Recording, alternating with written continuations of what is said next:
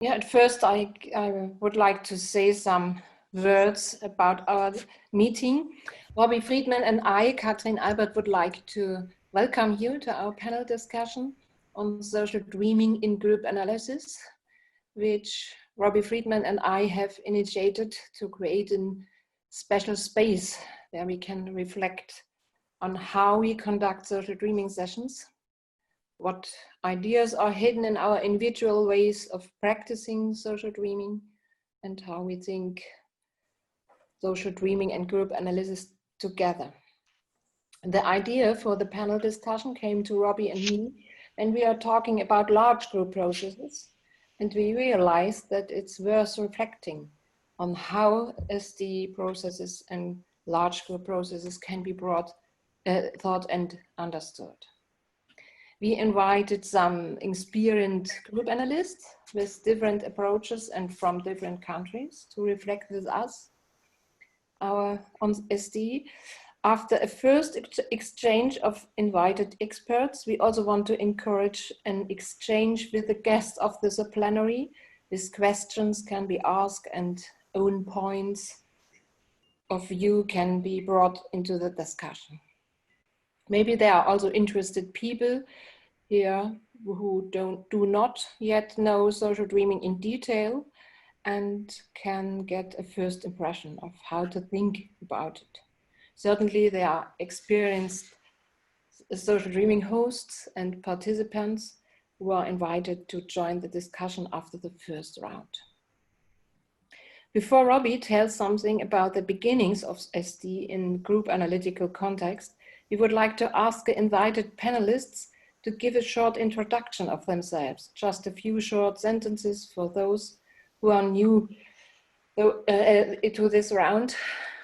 And I want to mention that unfortunately Hani Biran is unable to attend due to serious reasons. We had contact yesterday and she is with us today in her thoughts. I would like to welcome you to the virtual podium. Tammy Ellard is not here yet. In some minutes, I hope. Marina Mojovic from Belgrade, Alicia Mulasso from Turin, Gila Offer from Tel Aviv, and Robert Ulrich from Berlin. These social dreaming hosts, together with Robi and me, will take the first part on the conversation before we open the room for all participants.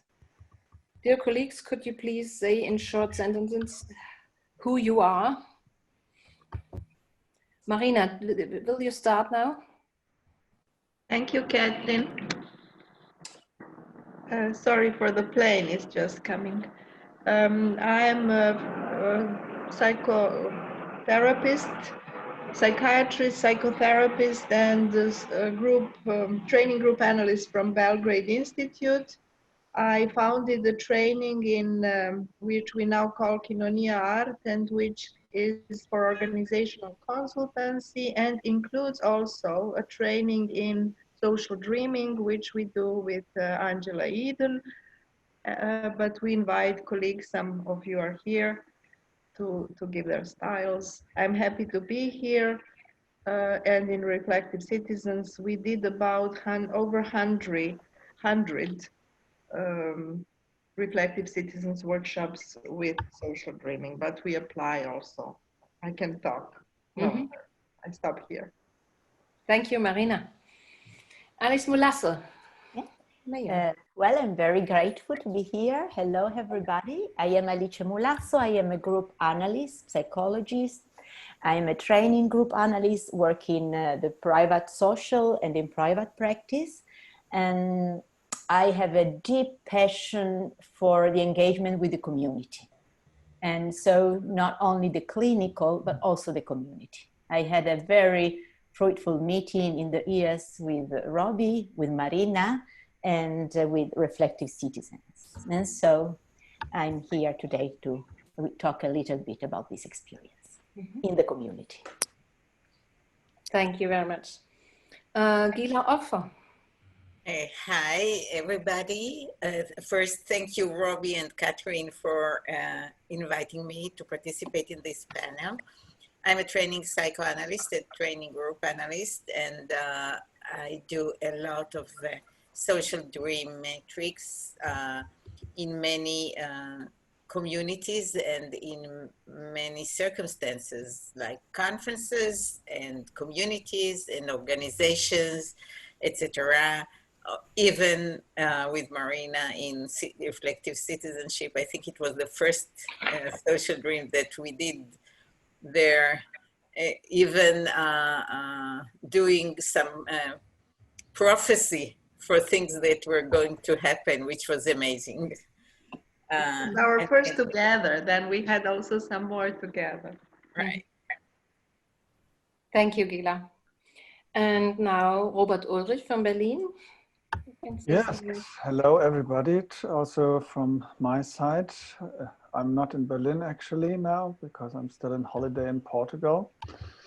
But yes, at home I'm a psychoanalyst and group analyst in my private practice, and I'm connected to group analysis through the Berlin Institute of Group Analysis, where I'm a training analyst, and I learned all of this from this background and also from the international and national background, but the international background of GASi, of Marina Mujovic, of Robi Friedman, and all the others. And I'm very interested and curious about our exchange of experiences.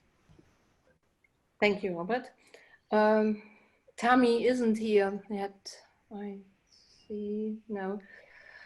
Robi, we are contacting her. Sorry, we're contacting her by email. Yeah. Thank you. Okay. Hopefully she'll be here. Yeah. Thank you. I'll say a couple of things at the beginning, just to introduce some ideas. Of course, we are a bunch of people who love social dreaming and who are interested in this. And the first time it was introduced into the symposium was in Dublin. Mm-hmm. And actually, Earl Hopper and me were in the scientific committee, and we pushed for it. And we also did it with Gordon Lawrence. We invited Gordon Lawrence. Who was there? I don't know. Me? We were, I did it. I was with you. Of course. Gila and Claudio Neri were conducting it, 5 people. It was not an easy issue because social dreaming was considered to be a Tavistokian thing. It was considered to be having difficulty with group analysis. And this was the first time, and we also had discussions inside the conducting group, and I think people saw it, but people liked it, and since then actually we have it. This is the fourth time we have it, and I want to say some of the main issues which I think connect us all, and other things which maybe we have to discuss. One is, how does the society get analyzed, or saying it better, the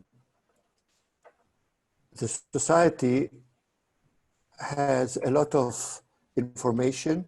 Some of them, it's unconscious or semi-unconscious, and it is conveyed in dreams of the individuals. And how is this done? This I take from my own theory, but I have discussed it many times with, also with Gordon, and he was in one seminar, and I worked with him in Rome many years ago. We have, when we dream, actually, I distinguish four steps in dreaming. The first step is when something preoccupies us. And this preoccupation is something which unites us with our surroundings. We can be preoccupied of something of ourselves, but we can be preoccupied of something of our sons, daughters, patients, surroundings. So in this preoccupation part, the society gets into our digestion system, which is, the dreaming is part of this digesting system. So in the second phase, there is dreaming. And the third phase that I think is waking up and remembering a dream and reflecting on it or not, but actually it's there.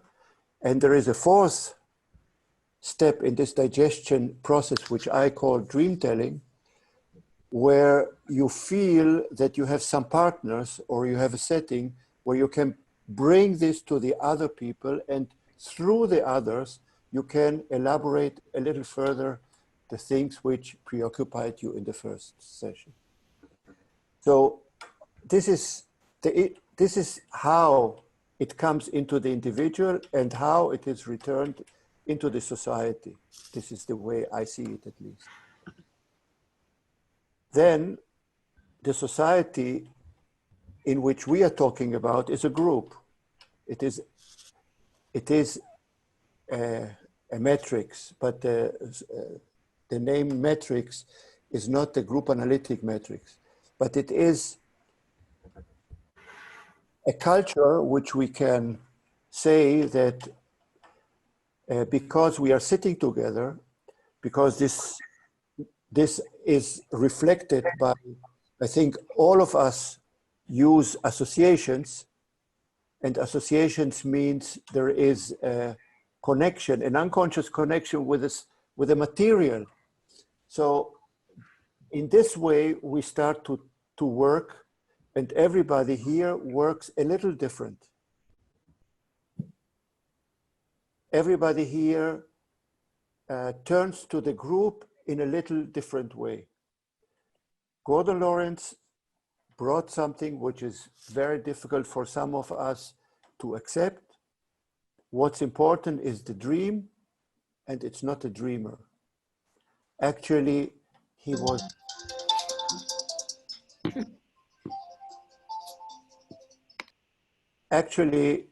he was talking about the possibility that we use the dream as a text. We use the dream as Freud brought it. And from there are a lot of different walks. One of them I will say, and then I finish my introduction. What is really the function of the group? What is really the function of the context? Is it completely outside? How do you work with this? For example, I was part now of a social dreaming where 3 Germans conducted. Does it influence me? Does it influence the dreams which were remembered? The group has a remembering function. You know that many, many things in our history and in our unconscious, they come up in a group. So how do we deal with these issues in the social dreaming? Are we dealing? Can we discuss the ways we are talking, or is it a given? Is it something we don't change? The second thing, which is very important, also happened as an example in the session before. One person said something, brought a dream. When he talked about his dream, he said, I remember some person in this group. the moment he brought it up, and it showed a whole connection. Fuchs used to call this transpersonal. Transpersonal means I don't know how, but something in our borders is fluid and it's transpassable. So I brought these issues because transpersonal is something we should think about it. How are we connecting? And right now, I finish and I invite in the way we talked before. I think who was the first who? Alicia. So, huh? You're muted, Alicia. Marina was the first to Marina. I follow Marina. We'll talk now. We have two. Yes, I can talk, but two rounds. somehow 5 minutes. Can perhaps I think Gila should be the first, because I learned from Gila a lot. I would prefer to talk after Gila, but it's okay. No. I learned from Gila also a lot. Yes, okay, but Gila also probably okay. Can say it. Okay. Please, Thank you. we have, okay. every one of us has 5 minutes. Yeah, okay. So we have a second round. First of all, I really appreciate very much that Kathrin and you made this space. I really wished that we have this space earlier, but it's so good that we opened this. To really think, where is social dreaming in group analytic world? The major thing which I would like, I can talk long, of course, as most of us here, but my major thing here would be a point to think about the name. I'm very much for what you say, Robi, that we experiment and have different ways of combining social dreaming in group analysis and in many other contexts. But I personally, I learned from Gordon, and I will say just a few sentences why and how it was difficult for me to learn. So I prefer that he is, as a founder, he really fighted so much for his way. And I prefer to keep this name, social dreaming, for his way of doing it. And for example, I suggest, for example, group analytic social dreaming as a space, which is a huge new one. That's my major point for today. I think I met social dreaming as a child. I really think it's an ancient thing, which people always did, and Gordon wrote about it when my neighbors would sit and talk dreams and so on. And I learned first as a child to see this social dimension for them, not the person. I met Gordon in the early 2000s. I think first he did the first matrix in Tavistock, but the second in 82, but the second one was in Israel. And since that one, which I think was successful, as he told me, it started going further and so on. And I think it's a traveling method. It's not so much easy to have a home, even in Tavistock. In group relations, for example, I know in one of the branches, I was the one a few years ago to bring it there. It's not so easy. It's a traveling method to find a home. And I'm happy that it found some of a home in group analysis. Gordon, I met in, well, there it had a very good home in ISPSO, 7 days every morning for many years, once a year in this organization. And as a group analyst, I was really naughty, always seeing the group and the group dimension in the matrix. And he told me, no, Marina, no, this is not a group, don't have this. So I really needed years. But now, after years, I feel very grateful that I opened my mind for this way he did.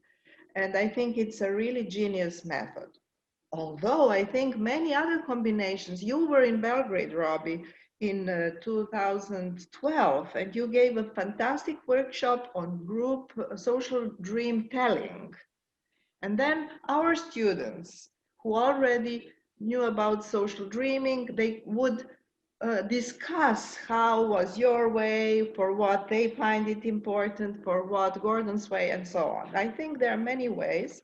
I wish also to say that the Berliner group, which we had for these 3 days, I really liked very much the way you did it. So am I with my time already? I stop here. Thank you. And of course, in Reflective Citizens, we did really over 100 times. It's a special combination why we do it. And we have this training, which actually Gordon and Angela Eden were the first to, as far as I know, to design a training. He was to come here, but then was an illness. So we do it with Angela Eden, who I think has it very well. She's one of the teachers, and we do the training, which is, and many of you who came, Gila, Hani, Teresa was here, you were here, who else? Oh, David Armstrong is a very important teacher. Giving these different styles, I think is very important. Okay, thank you, Marina. And warm welcome to Tammy. Tammy is joined us. Hi, Tammy. Tammy, you will present yourself when you start. There will be 2-3 people before you, and then and then you present yourself. But you have to unmute yourself, Tammy. You're muted.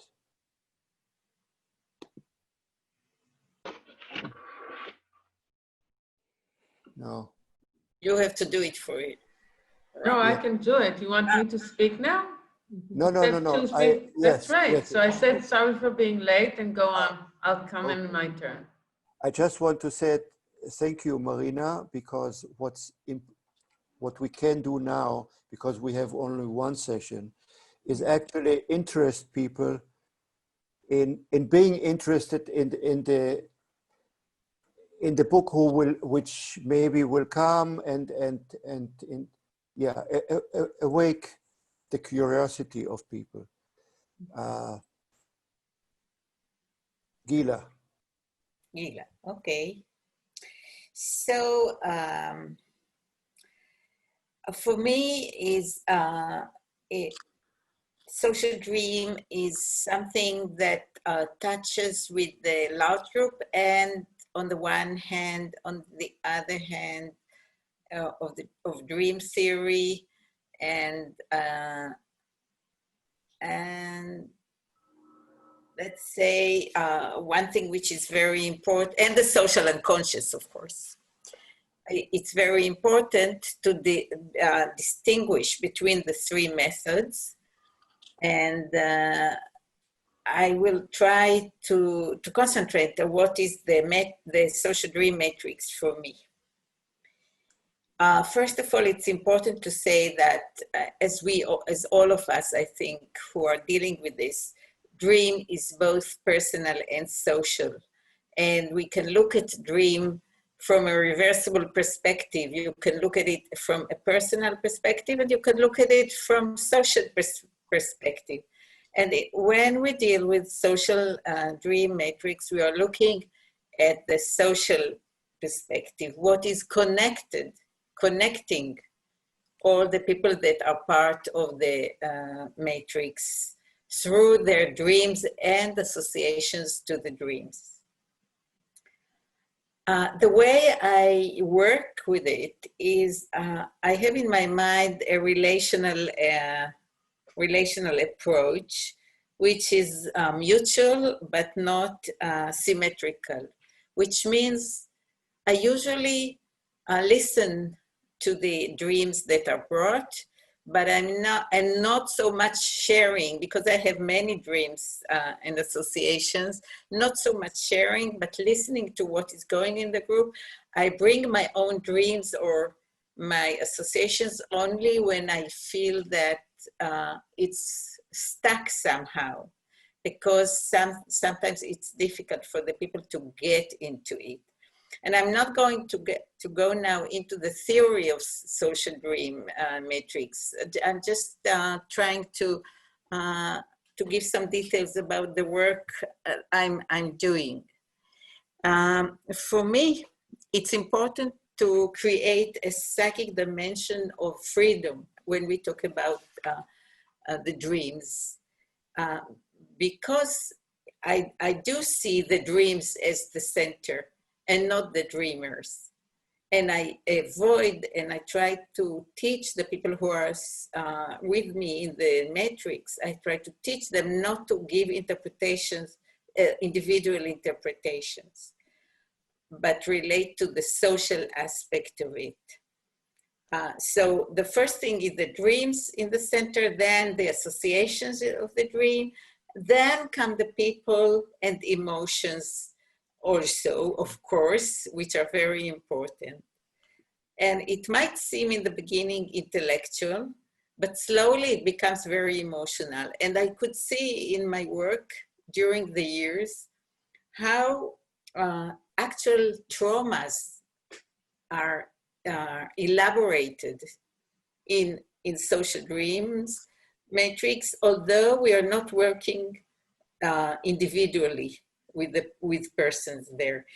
There is an evolution within the matrix, and we can merely see it when we work a few days or once a week in a series of weeks, or once a month in a series of months. The thing that you mentioned, the transpersonal, is definitely seen in such matrices. So we are connected in the matrix. We are connected through our, I would say, subconscious and conscious and personal conscious and social conscious in these matrix. There's a lot to say more, but it's important to say that we are not dealing with group dynamics in social metrics, because again, the emphasis is on the dreams and what they bring us, not the dynamics. And it's very easily a social dream metric, especially in a conference like this, can go into becoming a large group. But this is something that I work on avoiding doing it. In a conference like this, there is large group, but there is social metrics, and there are small groups which have their own place. And it's important also. No group dynamics and no personal interpretations. The social, the dreams are the center. And it's important for me to say, because I know that when we say the dream is in the center, it might look as if we don't care about the persons, about emotions that come in the matrix, but we do care. And those who experience it can see it and can feel it. Thank you. Thank you, Gila. Thank you very much. So again, some questions are opened, and you brought a way where actually many things need more explanations, but this is what we can do right now. And Alice, can you continue, please? I would like to share images while talking, because we are talking about dreams, and dreams are images. So I made a rehearsal. Now I will see if it works. Okay. Okay, but I have to go. No. Wait. Okay.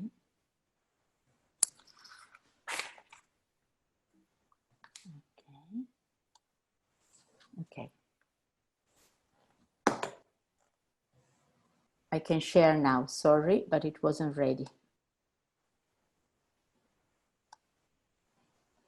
Okay. So, can you see it? Yeah. Mm-hmm. Okay, I go in presentation mode. Okay, so, okay. So, I will talk about social dreaming in the community, because this is the way I use social dreaming, and in particular in reflective citizens workshop methodology. The contribution of social dreaming to the foundation of a new branch of reflective citizens without conception trauma. Okay. Okay. Sorry, okay. Reflective citizens, 2 words, just to give you an idea, is a psychosocial intervention created by Marina Mojovic and Jelika Sateric in the 2000s. And it is, as you can see from the program, if you manage to read it, a careful meeting of different methodological and theoretical feminists. In reflective citizens, social dreaming meets group analysis. In the small leaderless group, it meets group relation, it meets listening pause, it meets therapeutic community philosophy and approach. And it's an approach that values the learning of the art of dialogue and listening in Kinonia.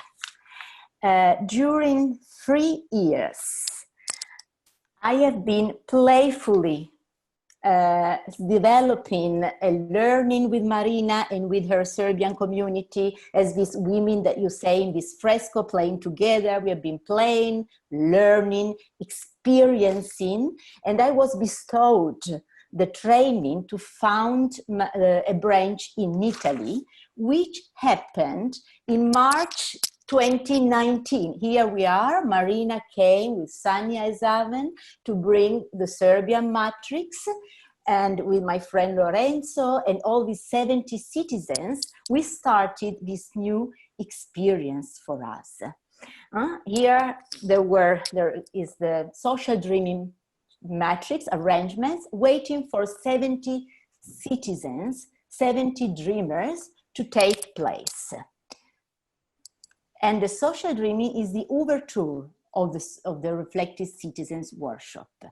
70 people, mainly strangers to each other, sitting in a snowflake architecture in a meeting of dreaming minds. 70 people waiting for the matrix to unveil the first dream. Where is the first dream? ¿Dónde está el primer sueño? 70 citizens slowly start playing together, freely associating to the dreams, offering dreams, listening to dreams. Really, it's a play, a playful atmosphere. And it's a play as children do, without a second aim, just stay in the play. And the matrix, we stay in the flow, and there is a generative unfolding of the matrix. But what struck me more is that when you work with citizens, most of them don't know anything about social dreaming, about large group. They don't even know what it is about, but they very quickly learn how to use the time and the space. And they start really playing with dreams and association to dreams. And this helps creating a safe enough space. This is really the role of social dreaming in reflective citizens. And it helps creating a safe space because the focus, as also Gila and Marina said, is not on the dreamer, but on dreams. Dreams talking to dreams. What does this mean? This means that the person, the citizens, with her own identity and citizen roles is not at first exposed, and this contributes to lower the fear of personal exposure and connective defenses. That means that they get ready. It's a warm up to transit then to the other group sets. And then, yeah? Your time actually is over. Okay, I stop here. No, can you go, can you finish your Yeah. try to finish, yes. Yeah, okay. Just see, this is an image of what happens in social dreaming. So Dreams and Dreamers Association create like a grid, and this grid hides psychosocial configuration. I will explain better later. And the safety space created by social dreaming nurturing the following matrices allowed the birth of this new baby between Serbian and Italian matrices, the RC in Chieri. So, and it was created without conception trauma, and social dreaming had a great role in this. And this is our future. This is the ongoing workshop, starting with social dreaming that creates a safe place. The wish is that they can allow us to mend social trauma and conflicts and create together, think together of a better, a sustainable future. Thank you. Thank you very much. Now the last two, Robert Aldridge and Tammy.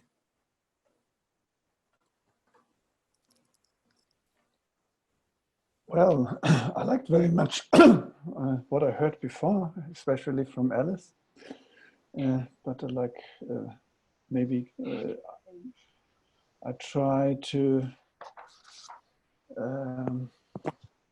comment and to tell about, I think, social dreaming is something between preparedness and openness. Before we start in Berlin with the social dreaming, and we learned it from each other. So I didn't, with a minimum of actually reading or literature, but learning it from each other and co-hosting it with each other and sharing this experience by this way, because it's actually one advantage of social dreaming is that it is so powerful and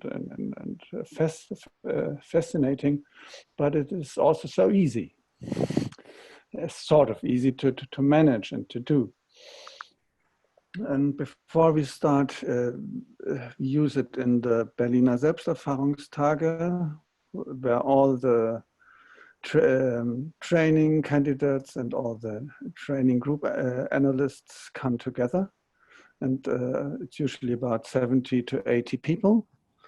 And we have 4 days, and we have 6 or 7 sessions small group, and we have 4 sessions large group, and we have 3 social dreaming groups on the second day, on the third day, and on the 4th day in the morning of these days. And before this all comes together, we have met as staff, about 20 people preparing this. And we also have met as the hosts of the social dreaming.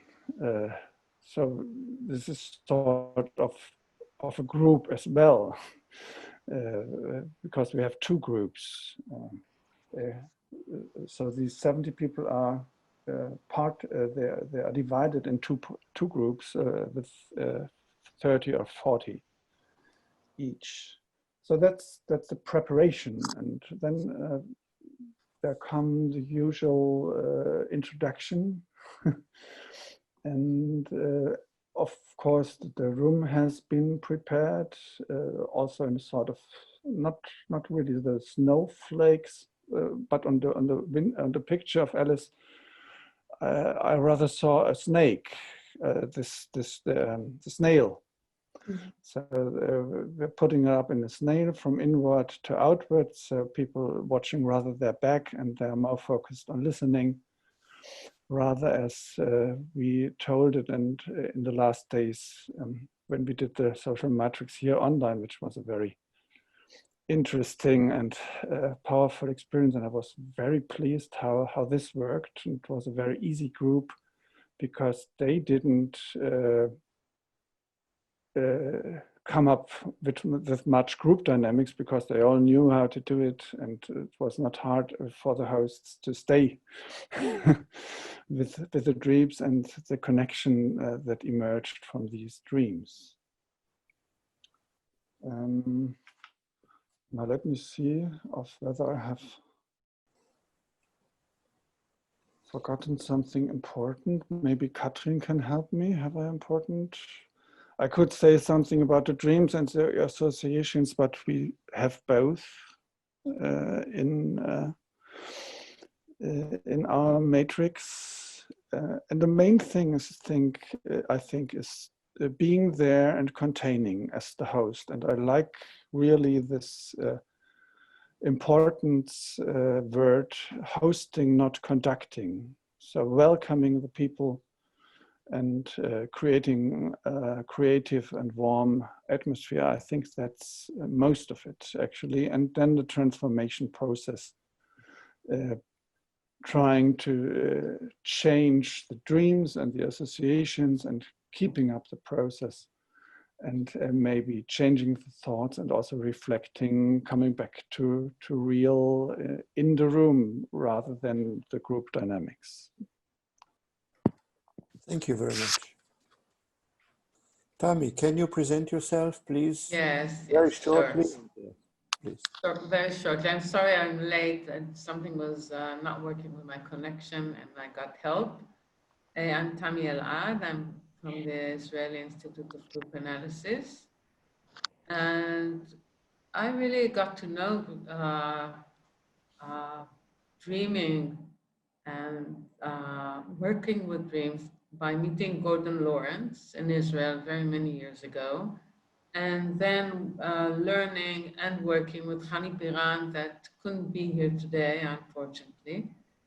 And I was fascinated. I thought something really helped understanding the unconscious through listening to the dreams and creating associations.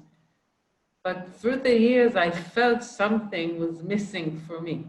There was something by the way we worked that I felt I needed something that would connect to the communication between people. And then I started reading and working with you, Robi. And I think today the way I look at social dreaming is by connection between dreams and people. Dreams are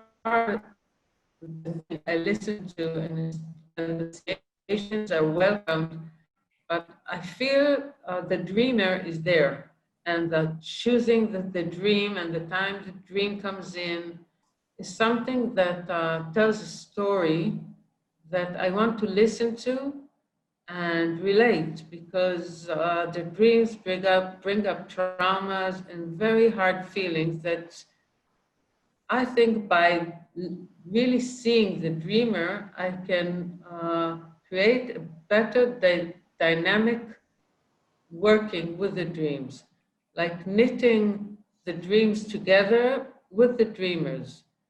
And I feel the way you added to my understanding, Robi, really helped me create a way that I look at the dreams, the dream tells their story and the social story, but the dreamers and the way the dream reacts to the dream, the connection with the feelings and communication creates a wider, I would say a wider lens, like looking at something in a wider lens, in a deeper lens for me. So through the years, that's the way I've been working with groups and understanding with the groups and associations. And I like the word host, but I do feel I conduct some of the social dream groups by bringing in my associations and taking care of the dreamers. I feel you have to take care of dreamers and not only the dreams. Thank you. Thank you. So now we thought maybe one of us, many of us have a lot of questions of those who presented, and maybe 10 minutes But Robi, I want to say something about, we forgot it. Because there are sometimes people don't like large groups and very like social dreaming. And about this, I want to say some words. My major point for today is a parallel between social dreaming and music. When I think of the social dreaming processes, took part as a participant or host since 2014, strong parallels come to my mind with my interest to a particular kind of artwork, especially with the musician, philosopher, and artist John Cage. Someone of you will know him, who he is a composer of modern music, and he very special interests are like Winnicott's ideas about playing, I think. I would like to briefly outline my idea for the music of John Cage, which influenced my view of group analytic work as much as my view of social dreaming processes. There is a piece of music by John Cage. Usually it takes 30 minutes to hear this whole piece. The title is As Slow as Possible. And in the Buchhardi Church in Halberstadt, this piece has been performed continuously as an organ piece since 21 without any break. And the performance will only be completed after 639 years. It has been calculated when one chord changed to another, when the originally half-hour piece is played quasi as slowly as possible, in this case for 639 years. No one can hear it completely in this performance practice, but all visitors of the Buchhardian monastery can hear the chord being played just for the moment. But a moment in this performance practice does not last seconds, but several years. And a change of sound, such as the one took place just yesterday for the first time since 2013, is an event that is very much noticed by the interest public. I myself has experienced on several occasions what happens when you enter the courtyard of the Buchhardi cloister and finally goes into the empty church where only the organ dedicated to John Cage is located. One can suddenly experience oneself as part of humanity, as part of a stream of time, as part of a project that reaches far behind ourselves and behind our own experience of time. John Cage tested the limits of conventional music in many ways, and he included everyday sounds in his compositions that occurs of our lives in unnoticed ways, such as dripping faucets, flapping doors, rustling chocolate wrappers. In his manifesto, The Future of Music, he wrote, "We almost always hear sounds wherever we are. If we ignore them, it bothers us. When we listen, we find it fascinating." When John Cage pleads for more attention to be paid in the sounds of our lives that are otherwise in the background, he uses the expression celebrating. How we can affirm what we otherwise hardly perceive. We can make someone or something stand out in all its poetry as long as we succeeded in letting go of our claims of ownership, abandoning the supposed unambiguity of the disturbing and accepting inability to control. Without being able to give details in my background here, it is clear that openness for this playing, as Winnicott understood it, is one of the basic requirements for me to invite to social dreaming. For me, here are connections also to the infinite question from Christopher Bollas. You know it. And maybe we have time for an example. Maybe it's a short time. I can give an example for this from a social dreaming session from the Trialogue Tagung last year, but I can do it in some minutes if we have time for this. Thank you. Yeah, well, actually, I would say maybe we open it up for the participants to reflect and ask and discuss. Who would like to comment, please?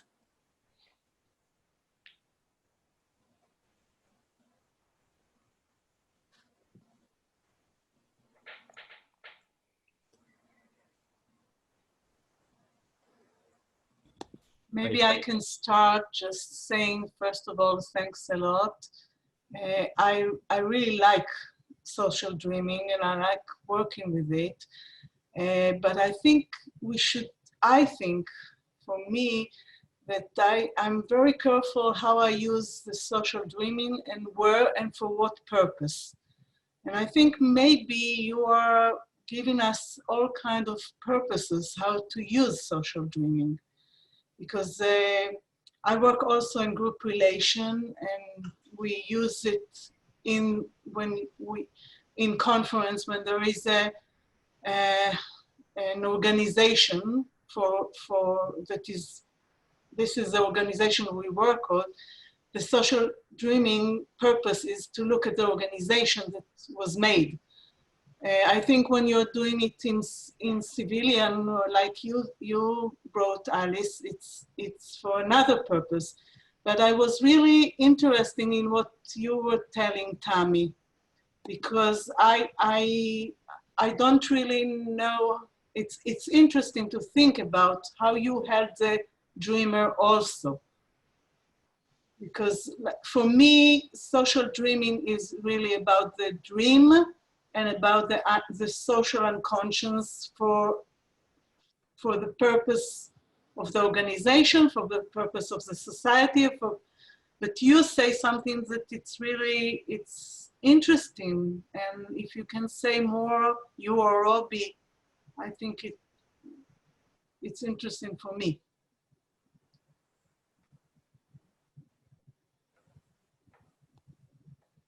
Just to say that MJ raised her hand. Yeah, there are many. Please, please, you can ask, you can answer, Tammy, if you want, others too. And you're muted, Tammy. Can we collect some questions? Yeah, maybe we should collect some questions, yeah. Please, MJ or others. I wanted to ask about not finding the dream to be personal. And what I found was that there are certain dreams which are very difficult not to think about as personal. And in particular, being a Black person with white colleagues, and then I have a dream which is about witchcraft. Then it becomes very difficult to then share that dream without feeling judged, because I think I would judge myself first that they are going to think in a certain way. How do you go past that, and how, I don't know, any comment about that? Yes, very, very interesting. Thank you. I'd perhaps like to maybe build on MJ's comment and question. We've been kind of working with social dreaming in South Africa, and we've been battling with the question around cultural dreaming and how the way of dreaming is done and seen differently. The culture of dreaming and the rituals around dreaming holds a specific meaning. And it can be quite difficult for people to enter a matrix and feel judged for how they share a dream. And MJ used that example. And in the South African culture, as an example, we have the traditional healers, which we call sangomas, who would use a dream in a specific way. And that can sometimes cause a barrier in terms of social dreaming. And I'm wondering how you work cross-culturally with dreams when dreams are held and worked with in specific ways. Yeah.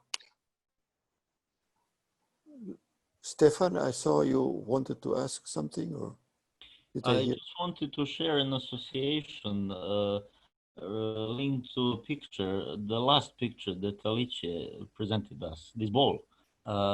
First I thought I saw that these stitches were humans. Of course, later I saw it is a kind of rope of wire, but I had an association how these fields of different colors on this ball, how the people are actually the stitches connecting these places, these patches. It's like a patchwork, but the patches are great. They are bigger than the people themselves, but they need the people to connect. Last one before we answer, please. I would like to share from the Nordic group Symposium, where we had our first social dreaming 2 years ago, and I conducted it or led it or hosted it. Anyhow, do you hear what I say? Yes. Yes. Anyhow, what I found interesting but also difficult was that it was to learn a new culture, and having the culture of individual dream work from some participants who were analysts, a few who has worked with groups in dreaming specifically, and the majority who just dream now and then. And we don't have a culture of telling dreams very much. So it was how to introduce this new way to talk and be together and to tell your dreams without interpretation.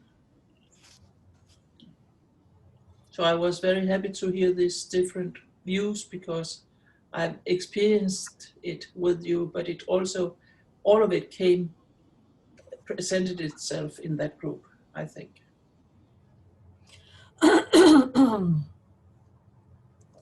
Who would like to answer from the presenters, please? Maybe Tammy would be the first to answer, because Smadar asked her particularly. Yeah, I'll be happy to answer it. I think your comments, Smadar, is interesting, but because I think it is something that we have to think about. What is the group for? What is the matrix that we are creating for? Is it for understanding a certain organization? Is it for the dreamers to understand their unconscious connection to the other people in the group? I mean, it is a different situation. For me, if somebody, a memory was brought up now that a woman was talking, an Israeli woman was talking about her dream was, she was really shaking, and she was telling a dream about her being a Nazi coming to the house she lives in, and she had to choose somebody that she would like to kill. And I asked her what was her feeling telling this story, and then the fear in her voice brought up so many other dreams in the room, connecting to something about survivors in the Israeli Holocaust survivors, but there were other survivors in the room that started bringing other questions about their own dreams of what they can tell and can't tell in the room. And it was another level of unconscious, maybe culture of what you can talk and you can't talk with they had a lot of associations with dreams, but some dreams were chosen to be fronted out and some were hidden. And there was another level of speaking of who hides and who brings out his thoughts. So I think by relating to people and asking them simple questions, it's not interpretation, but relating to them and the feeling to the person near them that starts shivering or blushes or starts to cry, and ask them to bring their dream, you create a situation where the people and the dreams are part of the same matrix. The dream telling creates another level of communication. So I feel it really is a richer and more complex matrix of communication.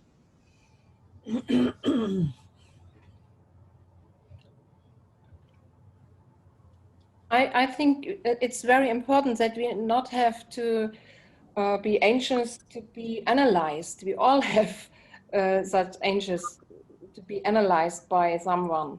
And if we are in the background, it is only a dream that is told, and dreams are also connected with other dreams. There are an atmosphere, and you can speak a little bit more free, I think. And maybe that's why the people also more like the social dreaming than that and not so much like the large group, because there's such an idea that's only my dreams and they are I can share it with others.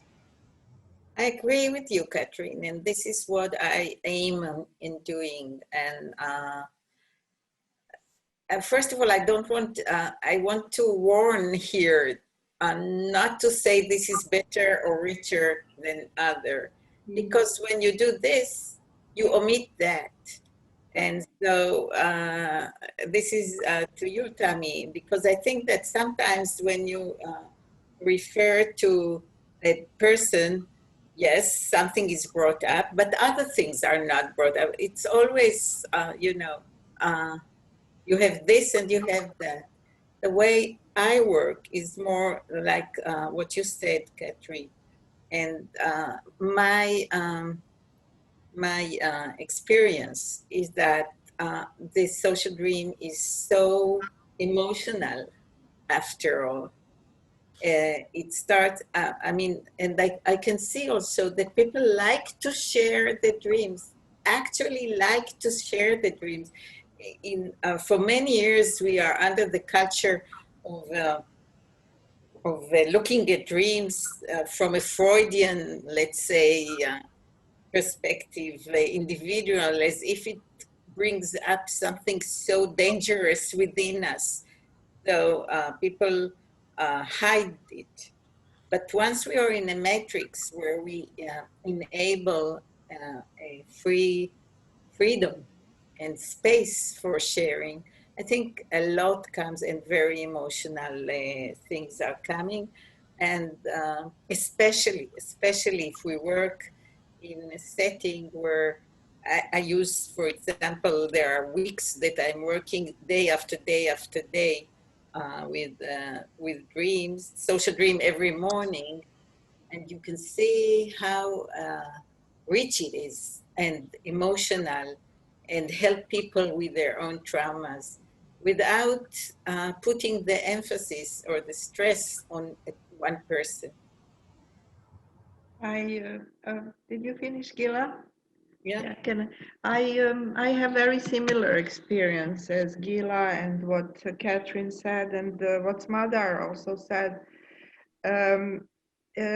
Telling dreams in this way, not only that dreams talk with dreams, but also in this way of hosting, also associations talk to associations. And of course, we all know that the person is there the personal matrix, the group dynamics, the group matrix, and the social unconscious. But it's a matter of what we want to be in the foreground and in the background. And like your example, Tami, I think even if we do it in this way, as Gila describes, there are situations like you described that suddenly it goes into a very personal, and this is our specific situations to deal with when we really have to see what to do. But for me, it's for people is less. They don't have this anxiety. It's very emotional, as Gila said, and the context, as Madar mentioned, is very important. We have to see: do we do it for organization, for conference, for what purpose? And there are different styles, of course. And this is very interesting. The styles of David Armstrong is very different than Gordon's and Hani Biran's and so on. But these are the similar method, social dreaming. But what you describe for me is a sibling method, very important. I can imagine how important this is, but for me, it's another method. It's something as a child between large group and social dreaming, something like that. And I think this method, which you described, Tami, needs more training, I think. Social dreaming is also very important to be trained, to my view, but not so long as perhaps your way of doing it, because it's really a group analyst with a lot of experience needs to do that. And you think that social dreaming needs experience? Yes, yes, it needs. I think it needs the training. It's also can be a sort of art, but I think it doesn't have to be so long training as this. If we do a personal dynamics with a traumatized person, you know, I think it can be dangerous. And for MJ also to say this witchcraft, I heard, I think even social dreaming hosting can become a witchcraft. I saw people abusing. I'm a member of Gordon Lawrence Foundation, and there are some people who like to go into mysticism, which, for example, is also something to be avoided, to my view. And we can learn how to avoid that as well. But in some places, of course, we have to be very careful, like in some communities which UMJ described. Alicia, you want to continue? Yeah, I want to, yes, because what MJ said triggered me a lot, because that was something I had never thought about in this way. So I wanted to thank her because she gave me something to muse about, like, because in my experience so far, and I started working with dreams, not with social dreaming, but I started in 2000 with a workshop in large group for dream telling. That was my first experience, and created by Dr. Anna Maria Traveni in Turin. And so it was 7 matrices twice a year in large group, starting with a dream. People would write a dream in that very moment and then put them in a basket. And then one dream would be picked up and read anonymously aloud and starting associating. So this is my first approach with dream work. No? And then I came into social dreaming and in the community. And I always thought, oh, really, as Sant'Agostino used to say in his Confessions, I thank God because I cannot be judged for my dreams, because I'm not responsible for my dreams. So MJ, you brought up something that, you know, somehow give me a new thought, as happens in social dreaming metrics, because in social dreaming metrics, one important thing is to get new thoughts. And so I will think about it, but I also think that when I experience it with people from really different parts of the world, I'd never impacted in this judgment. There is something that really keep the air clean from judgment. But and I can have a dream about being bewitched, or you know, because this belongs to, I don't know, witches is a huge history in Italy as well, and we still have it in some culture, local culture. So maybe there is a transpersonal, a transcultural that doesn't have so strict boundaries. That's what I mean. Boundaries change in social dreaming. Also cultural boundaries change, and things from history and from the social unconscious and foundation matrix comes out. And so we discover we are more similar than we thought. This is my experience so far, but I will keep it as I thank you really, because it will help me. I will have this in mind as well. I didn't have it in mind. I think I would want to emphasize the way that, you see, I don't think I've ever particularly run a social dreaming group, but I've now run hundreds and maybe thousands of dreams groups in which there was no interpretation, but, well, no personal interpretation. And for me, the whole aim, and they're mainly with adolescents, but for me, the whole aim is connecting up people. And sometimes they've been across cultures, sometimes they're very traumatic, flashback type experiences. But if someone talks about a flashback type experience with their body, then I would want to say something about, well, it feels like, well, one of the most important things about everybody in this room is that we all have bodies. Have other people had dreams in which their bodies took them over? And so then we talked about bodies. Now, sometimes they're cross-cultural possession type dreams. Sometimes they're to do with particular experiences of fundamentalist religion. But I think if one can broaden it enough so that we can meet at the common level of humanity, then for me, the dreams can be incredibly powerful. And they move beyond symptomatology in terms of integrating and bringing people together. So I would never distinguish between a therapy group and a dreams group, because I think they're, you know, it's meeting the unconscious processes in a non-pathological way. And for me, they're some of the most powerful groups I've ever done. And again, this question comes up again, the statement come up, you cannot be judged for your dreams, which several adolescents have said, and felt much freer to talk about them than they might have talked about other things. Okay, thank you. Yes. Robert, do you want to say something? Yeah. Can I add Yes, something? thank you. I was thinking about the traditions in dealing and thinking about dreams in the culture. And so my background is psychoanalysis analysis and group analysis, and that's the most background, and the other backgrounds might very well be considered. And I'm very thought I was this is a great link Gordon Lawrence created with a referral to Wilfried Bion. That's a link from Freud, who had a different approach to dreams than Bion had.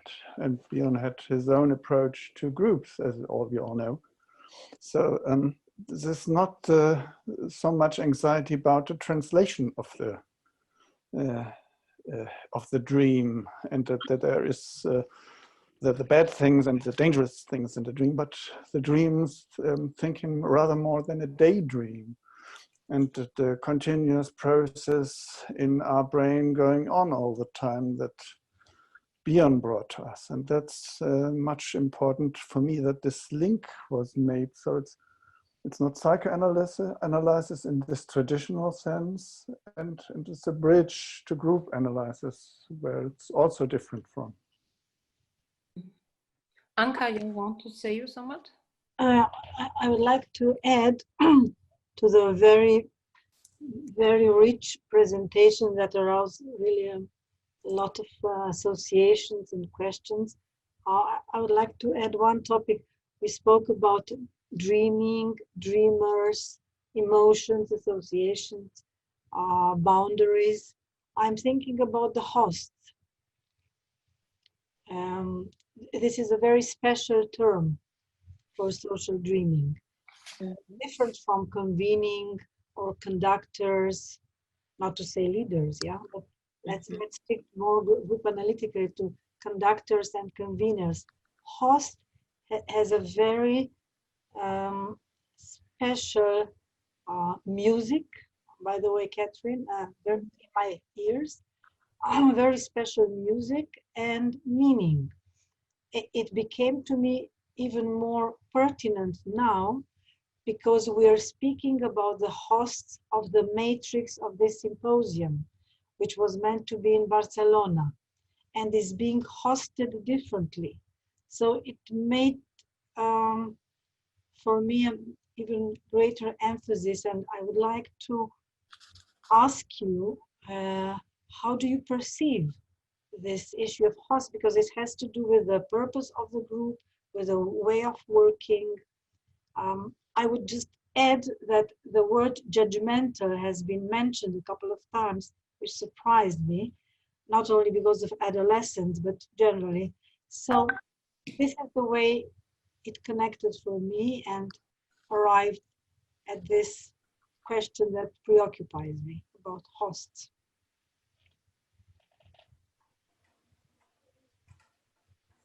I think it's the basic thing, Anka. Thank you for mentioning it. Because this idea, and Robert mentioned beyond, he told that we are dreaming all the time, and perhaps many of us do think this, but we are not in contact with our daydreams which are going on.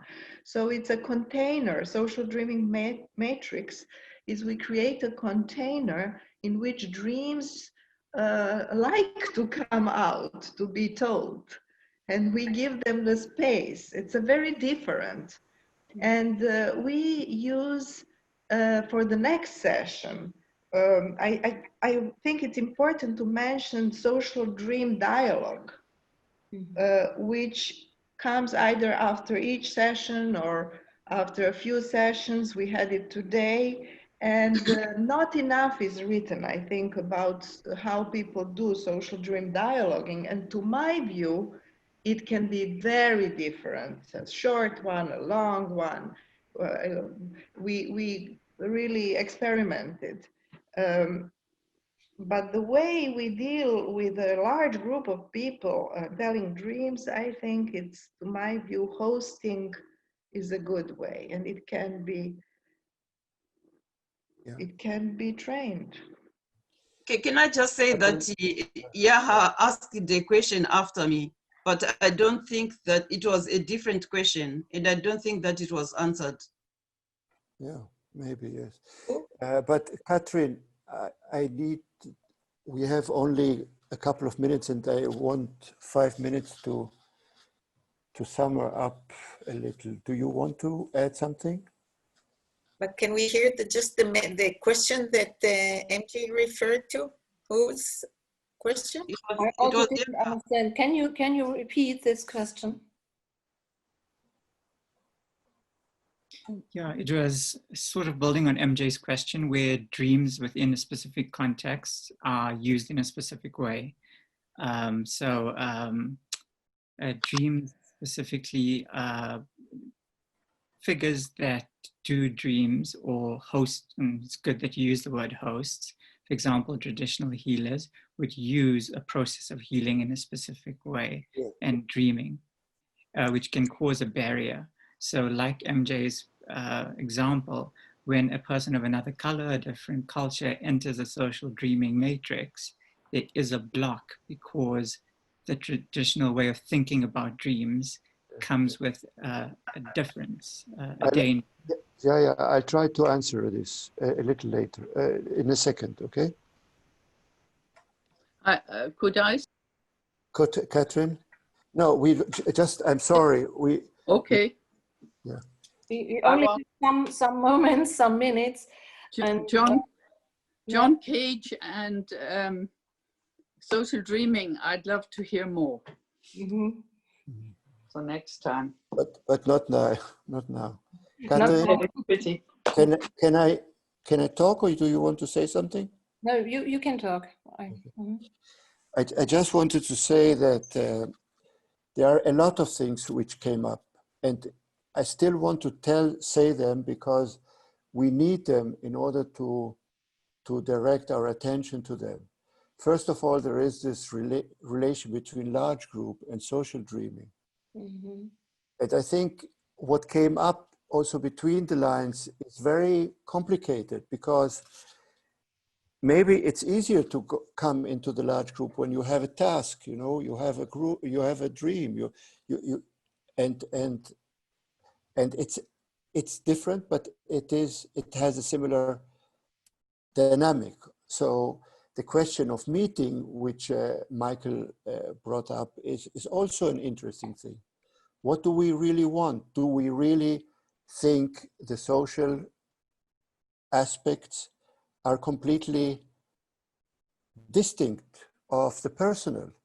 Is it possible that the boundaries between them are less divided than we think? The group analytic issue is that dynamics repeat themselves, and there will be parallel processes. And so even one process can help to learn more deeper about the second process. So I agree it's a complicated issue, but I just say it came up here. This question came up. Then there is the question of who interprets, who knows, who understands. And this is a very interesting question, because I know I went to places where the host interpret, they give the different issues. There were other places where it's more like in group analysis, actually the group cures and understands and gets into the depth. And the question of who does this work is very, very important, very interesting. And I hope we will address to this issue. Then there is the big question about the development of judgment. It's very interesting, because dreams in themselves have restraints because of fears of being rejected, fears of ourselves being rejected, fears of our superego. I mean, there is a whole culture around the question, how do we develop non-judgmental dreams that we can tell in a group? I mean, the group, you know, what Yaya said, how do you do interculturally? I can tell you another thing. How do you do intergenderally? It's the same thing. Usually when I come to a group, social dreaming group, there will be at some point a man who will say, I'm sorry, I don't know how in the middle of this depression and of these other things, I can tell my erotic dream. I heard it dozens, maybe more than dozens of times. So how do you do this? How do you bring the intercultural? And I think it is a development which is very important, because it uses the group. It uses the group to unbound our inner superego or whatever boundaries. And I really hope we can write about this issue, because this is one of the main developers in groups, that we can use the group in a way to bring to create new creations, to think the thoughts and create the creations. And there are other things which we cannot really talk about, ownership and other. I just want to say that Grotstein said, who is the dreamer who dreams? Okay, so, and who is the dreamer who dreams the dream? who he heard. And this is a very interesting aspect of a Bionian aspect, actually, or Neo-Bionian, actually. So I thank everyone for this very rich seminar, and I hope we achieve something and bring to the public the questions and discussions in order to have a little more ways to choose how we work and to reflect how we work. Thank you very much. Thank you. Thank you. Thank you very much. Thank you, Robi. Thank you. Thanks, everyone. Thank you. Thanks, everyone. Thank you, Robi. Thank you. Thank you very much. Thank you. Bye.